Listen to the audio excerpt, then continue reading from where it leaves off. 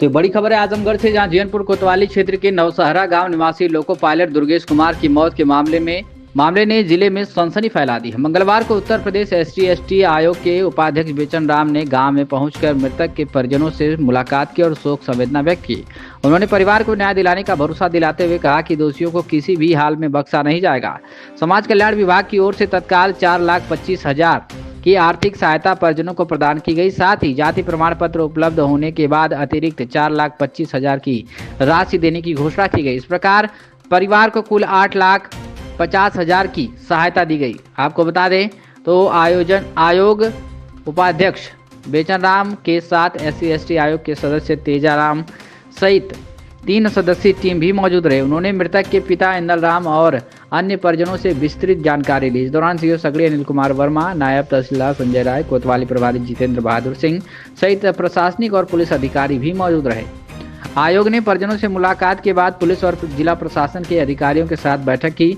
बेचन राम ने कहा कि घटना की पूरी जानकारी मुख्यमंत्री योगी आदित्यनाथ को भेजी जाएगी और परिजनों की हर संभव मदद सुनिश्चित की जाएगी। उन्होंने यह भी आश्वासन दिया कि घटना के विरोध में हुए प्रदर्शन के दौरान दर्ज मुकदमे को हटाने की पहल की जाएगी।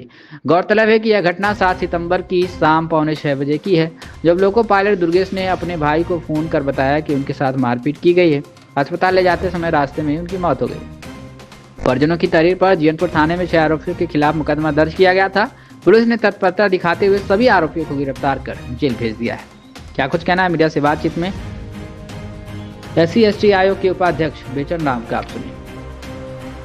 तो ही कहिए नौसरा जी रोल है दिल्ली में अध्यक्ष भी आराम से। अध्यक्ष जी, क्या कहना चाहेंगे? आज आप यहाँ पर आकर जो कि पीड़ित परिवार से मिले हैं और उनके जो कि मतलब क्या बात हुई, क्या कुछ आज के सामने? आदरणीय कानूनगो साहब से, रिटायर्ड कानूनगो साहब से वार्ता हुई है और उन्होंने अपनी बात को मजबूती से बताया हम लोगों को, जो सच्चाई है कि किन परिस्थितियों में क्यों जो है उनके बेटे की हत्या हुई, उसका उन्होंने विस्तार से हम लोगों को बताया है। और उस संदर्भ में हम लोग जो है पुलिस अधिकारी एडिशनल SP साहब और CO साहब, SO साहब भी यहाँ मिल गए। हम लोगों ने कहा देखिए इसमें जो है इनके लड़के की, कानून साहब के लड़के की मौत हुई है, तो वो मौत को वो सामान्य मौत नहीं है। उस बच्चे को बुरी तरह से पीटा गया, मारा गया और उस मारने से ही जो है उस बच्चे की मौत हुई। और यहाँ तक जो है सेल्फास, जहाँ तक जानकारी मिली है, सेल्फास उसका या तो टैबलेट दिया गया नहीं तो पिलाया गया, क्योंकि वहाँ पर दूसरा कोई तो था नहीं, अकेले वो था। अकेले जो है जितना भी हो सका उन लोगों ने उसको मारा पीटा और उसी के नाते जो उसकी मौत भी हुई। अगर न कोई उसको कुछ कहता तो फिर जो है उसकी मौत कैसे होती। निश्चित रूप से जो है वो मारा गया है, पीटा गया है, वो हत्या है। और इसमें जो है जो भी लोग वांछित हैं उनके खिलाफ कठोर कार्रवाई होगी। इस प्रकरण को आदरणीय आपके इसी ज़िले के सदस्य हैं भाई साहब और बगल के ज़िले के विनय कुमार जी हैं मऊ के, हम लोग इस बात को महाराज जी के पास ले जाएंगे। और मैं चाहूँगा कि कानूनगो साहब अपना पत्रक भी दें और उसमें सच्चाई जो वास्तविकता है उसको रखें और उसको हम लोग जब पहुँचाएँगे महाराज जी के पास, मुख्यमंत्री जी के पास। और निश्चित रूप से यह कठोर कार्यवाही, जो लोग भी इसमें वांछित हैं उनके खिलाफ कार्यवाही होगी और वो लोग जो है निश्चित रूप से जो है कानून के कटघरे में आएंगे। शायद सुने हैं जेल भी लोग 6 लोग गए हैं, उनके खिलाफ जो है न्यायिक जो प्रक्रिया है उन लोग सजाए भी होगी। सर, परिजनों के खिलाफ जितने भी लोगों पे आरोप लगाया था परिजनों ने, पुलिस ने उनको सभी लोगों को गिरफ्तार कर लिया। अब परिजन के आगे और क्या मांगे रहती है? अब देखिए, अब परिजन तो 6 लोग गिरफ्तार हुए, उसको एडिशनल साहब भी बताए हैं, CO साहब भी बताए, SO साहब भी बताए हैं कि 6 लोग इसमें गिरफ्तार हुए हैं और उनके खिलाफ जो है जो वांछित मुकदमे हुआ है और शेष जो है अब तो ट्रायल होगा। ट्रायल में जो है जुडिशरी जो न्याय देगी उसी को सबको मानना होगा।